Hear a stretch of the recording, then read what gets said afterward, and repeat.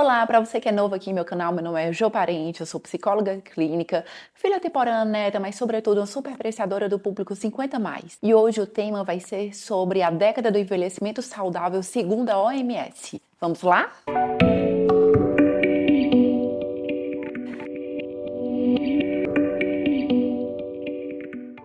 A década do envelhecimento saudável foi decretada pela OMS, que foi do período 2020 e vai se prolongar até 2030. Essa década do envelhecimento saudável, que no seu próprio nome já desconstrói toda a ideia de terceira idade, mas um envelhecimento saudável que pressupõe que percorre todos os ciclos da vida do ser humano. E isso já começa a desconstruir totalmente a ideia de velhice, de terceira idade, de idoso, mas o envelhecimento saudável começa desde agora já. E, segundo a OMS, o envelhecimento saudável pressupõe a funcionalidade da pessoa, ou seja, a autonomia, é um envelhecimento ativo, é a independência do ser humano. E ela está baseada em vários valores, visões de mundo que já vem sendo discutido pela Organização das Nações Unidas, por várias entidades internacionais, organizações mundiais, e que foi decretada essa década do envelhecimento saudável como um esforço mundial em que vai haver a participação da sociedade civil, vai haver a participação de organizações internacionais, vai haver esforços acadêmicos, enfim, ela é impossível ser viabilizada se não tiver esse esforço de todas as partes, inclusive construindo uma cultura nova no mundo em que o idoso não é mais aquele que está esperando a morte, mas em acrescentar vida aos anos e não só prolongar o tempo de vida. Então você já percebe uma visão totalmente desconstruída, uma nova formação de conceitos sobre o envelhecimento saudável. Ou seja, a preocupação é atribuir vida aos anos. E como é que se faria isso, Joana? Se daria isso, primeiro, construindo uma nova cultura sobre o envelhecimento saudável, né? Que seria desconstruir esses estigmas acerca do idoso e do processo de envelhecimento como se fosse uma doença. A segunda questão seria repensar toda a parte holística do ser humano, que seria o ambiente em que ele vive. E o ambiente não é só infraestrutura de casa, moradia, mas também, né? De saneamento básico e tudo, mas também repensar, por exemplo, sobre a cultura, a política que a sociedade está oferecendo para as pessoas, para a sua saúde mental e física. Um ambiente saudável seria, por exemplo, a desconstrução dessas culturas de medo, que assola a saúde mental e física do ser humano, ele vai ficando mais restrito ao convívio, vai ficando mais em isolamento, vai ficando mais tenso, vai surgindo mais questões de saúde mental e física. Então, o ambiente se pressupõe todos os aspectos emocionais, por exemplo, você caminhar numa calçada sem medo, você ter uma calçada para caminhar, uma estrutura física para caminhar, por exemplo. Uma calçada não é só aquele espaço urbano que liga duas ruas, mas é um espaço também que liga uma comunidade ali de casas a um comércio, em que possibilita as pessoas de serem autônomas e pegar, por exemplo, suas sacolas e irem fazer compras a pé, não depender de um carro. Então, o ambiente se pressupõe todos os aspectos do dia a dia do ser humano. Qual seria um outro aspecto, Joana, também a ser alterado? Você já parou para pensar que toda vez que você escuta sobre expectativa de vida, existe sempre a expectativa de vida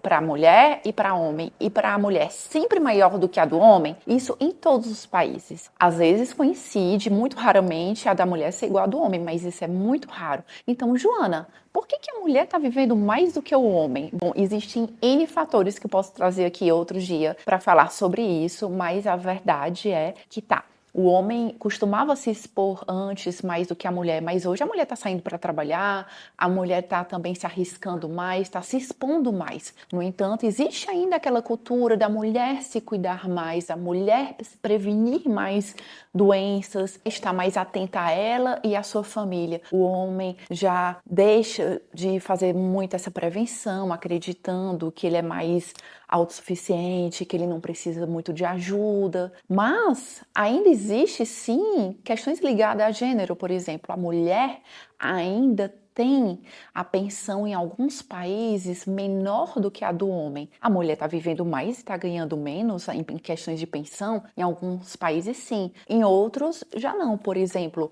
no Brasil, a mulher já recebe a pensão no caso da morte do marido. E normalmente são as filhas mulheres que ficam mais atentas aos cuidados dos pais quando envelhecem. Então elas têm que se dividir entre a vida delas e o cuidado aos pais, e muitas que não conseguem serviços pagos como cuidadores, elas têm que assumir o papel de cuidadoras familiares. Então, existe esse esforço da OMS para repensar diante do envelhecimento da sociedade, que a vida está se estendendo mais. Hoje já, inclusive, existem mais idosos do que crianças de 5 anos, por exemplo, atualmente. E vai existir, ao longo dessa década do envelhecimento saudável, mais idosos do que pessoas entre 14 e 21 anos. Então, temos que pensar os papéis dessas pessoas que estão cuidando de idosos, esses idosos também, sobre esse processo de envelhecimento, porque como a OMS diz, para atribuir mais vida a esses anos e não só mais anos à vida. Para a OMS, envelhecimento saudável significa manter a habilidade funcional de se manter autônomo e independente para um envelhecimento saudável. Então, por exemplo, chegar ao processo de envelhecimento e ainda estar ativo, estar atuando na sua família, na sua comunidade, né? Está ainda como uma peça importante na sua comunidade. Então, quando a OMS traz essa preocupação oficial para o mundo e desafia o mundo em desenvolvermos políticas públicas, desenvolvermos estudos nas universidades, de colocar isso como uma preocupação urgente, é porque ela está nos convocando a, por exemplo, as organizações a repensarem o processo de aposentadoria, porque depois da aposentadoria a pessoa vai viver mais uns 40 anos, por exemplo, ou 30 anos. É repensar a saúde dos seus trabalhadores para chegar à aposentadoria, a dar uma saúde física e mental, e não extrair tudo que ele tem e não pensar na saúde holística dele. Então a OMS, junto à Organização das Nações Unidas, a ONU, eles estão exigindo isso agora, vai passar a decretar isso como quase uma obrigação das instituições e organizações para cumprirem isso como uma exigência e uma preocupação. Inclusive, repensar aqueles espaços, por exemplo, que chamam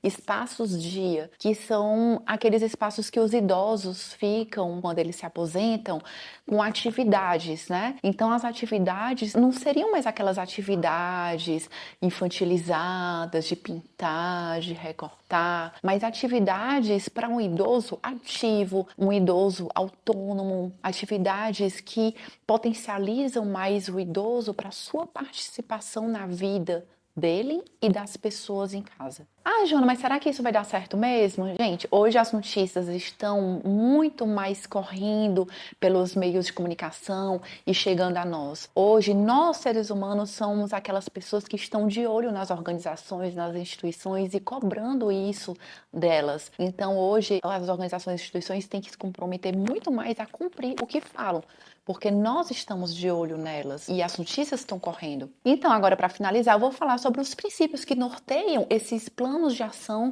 da OMS diante da década do envelhecimento saudável. Bom, o primeiro deles é um princípio de que tudo está integrado e é indivisível, ou seja, nosso corpo e mente são processos integrados, o ser humano e sociedade e comunidade são processos integrados, as organizações, instituições e universidades são órgãos integrados. Então, tudo tem que ser visto de forma integrada e indivisível. O outro é inclusivo, começar a fazer processos de inclusão e acessibilidade, né? Desde a forma como se comunica, os espaços físicos de forma acessível, as parcerias com múltiplas partes interessadas, a parte acadêmica, a parte da sociedade civil, a parte das instituições e organizações internacionais, universal, envolve todos os países. A gente tem que pensar o globo, o mundo, como uma coisa integrada. Uma coisa que acontece aqui no país acaba influenciando hoje, principalmente em outro país. Então, pensar em algo integrado em termos de países também. Até porque, se um país aqui começa a se fragilizar, as pessoas começam a migrar para outro país e essa migração acaba influenciando outro país.